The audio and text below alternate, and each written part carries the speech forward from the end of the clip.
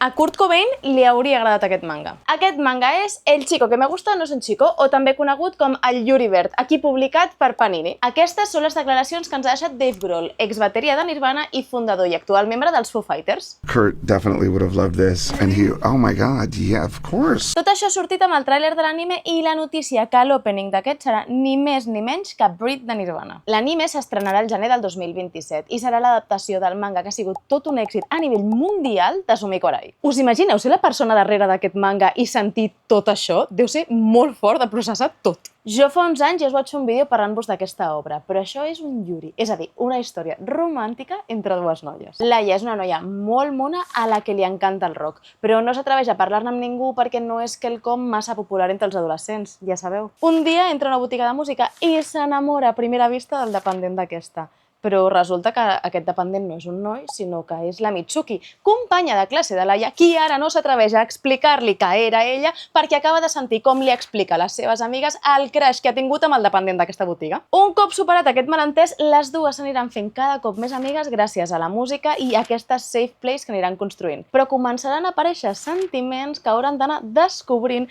a mesura que es van coneixent més l'un a l'altre. Per mi és una obrassa amb la que potser tinc una miqueta d'obsessió. Us animeu a donar-li una oportunitat al famós Yuri Verd?